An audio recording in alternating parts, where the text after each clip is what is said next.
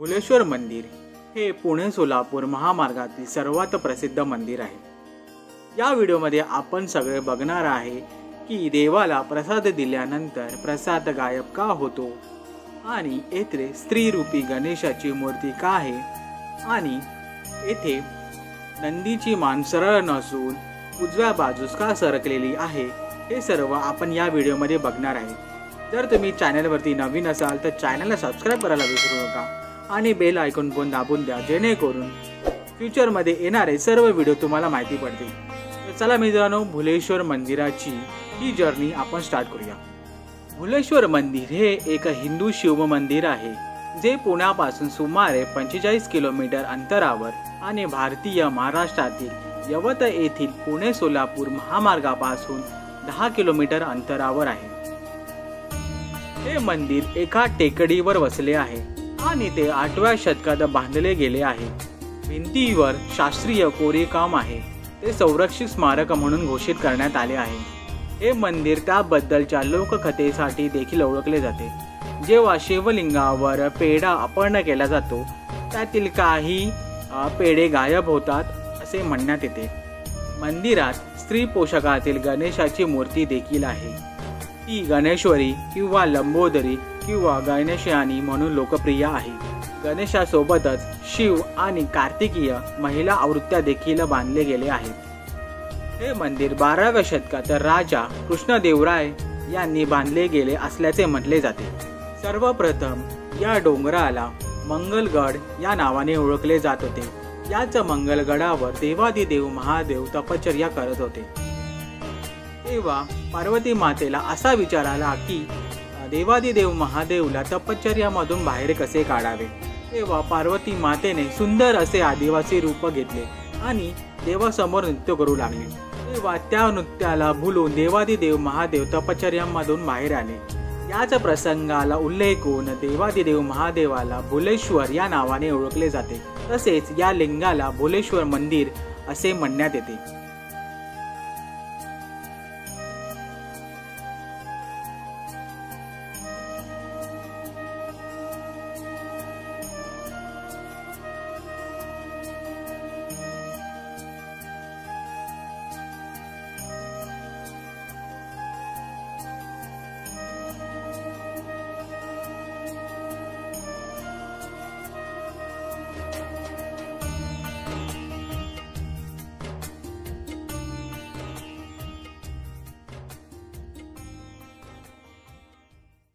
मी प्रतीक धुमाळी तुमच्या सर्वांचे स्वागत आहे आपल्या यूट्यूब चॅनल वीकेंड जर्नीमध्ये। तर मी आता पुण्याची सिरीज स्टार्ट करतोय आणि पुण्याच्या सिरीजमध्ये पहिला स्पॉट आपला खंडाळा आहे।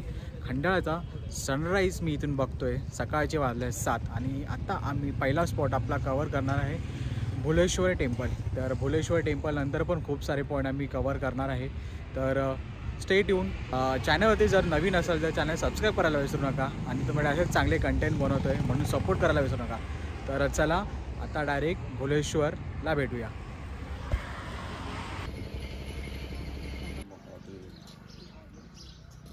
अशा तऱ्हेने मी आता खूप कष्ट करून दुपारच्या उन्हामध्ये आलो आहे आपल्या भुलेश्वर मंदिराचं दर्शन करण्यासाठी। तर चला, भुलेश्वर मंदिराचा इतिहास तुम्हाला जाणून घ्यायचा असेल तर हा व्हिडिओ पूर्ण बघा आणि तुम्हाला व्हिडिओच्या एंडपर्यंत तुम्हाला माहिती पडेल तुम्ही इथे किती वेळ टायमिंग आहे, कसा येऊ शकता, हे सगळं तुम्हाला या व्हिडिओमध्ये मिळेल।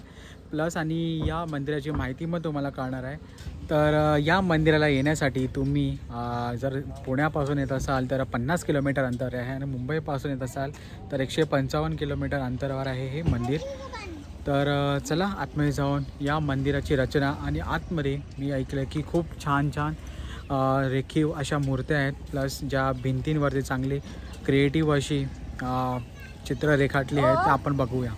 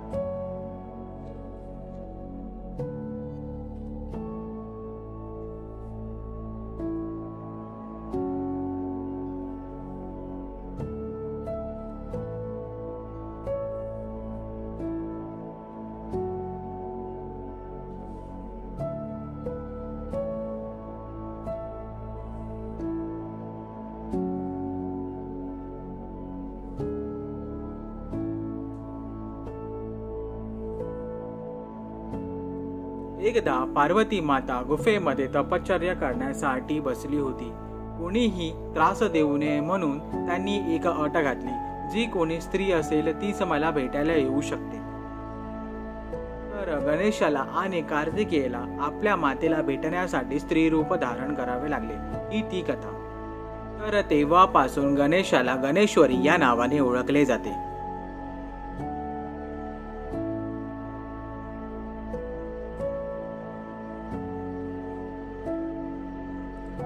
भुलेश्वर मंदिरामध्ये असलेला नंदी याची मान तिरपी का आहे हे तुम्हाला सांगतो मित्रांनो. तर या मंदिरामध्ये नंदीची मान तिरपी आहे कारण या नंदीच्या पाठीमागे असलेली खिडकी 28 मार्चला सूर्याची पहिली किरण या लिंगावरती पडावी म्हणून नंदीची मान तिरपी ठेवण्यात आली आहे.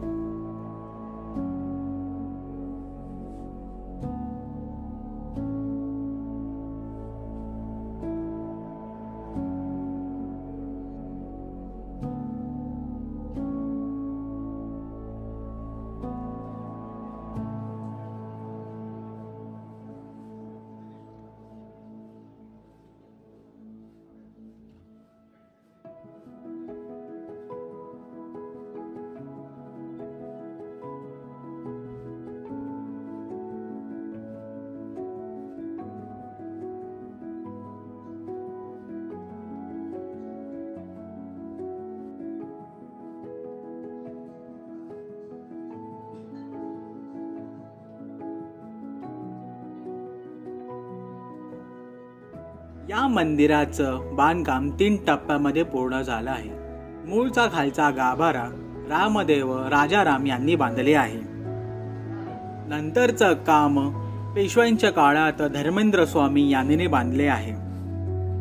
यांच्या कालखंडात या मंदिराचा जीर्णोद्धार झाला. नंतर तिकोजी होळकर यांच्या सत्तेखाली परत एकदा या मंदिराचा जीर्णोद्धार झाला.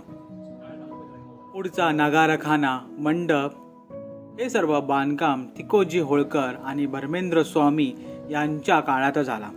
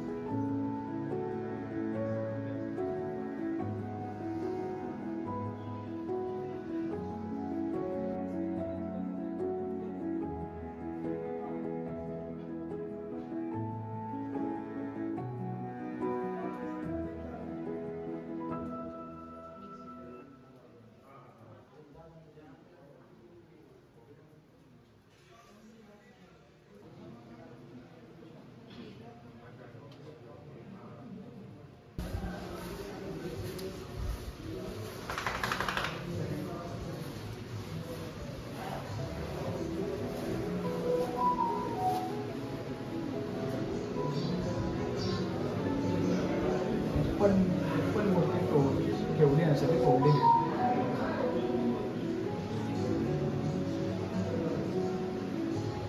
इथे रामायण महाभारताचे असे कथा लिहिले इथे बघायला सगळे रथ आहेत महाभारताचे.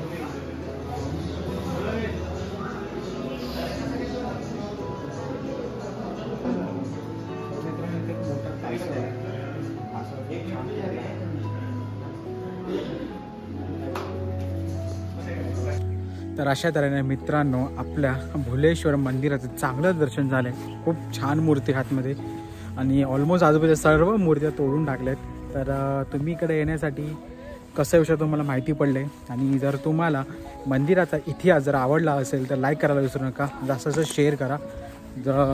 आणि अजून आपली जर्नी स्टार्टच आहे. हा माझा पहिलाच पॉईंट आहे. अजून खूप सारे पॉईंट आपण कवर करणार आहे. तर स्टे ट्यून.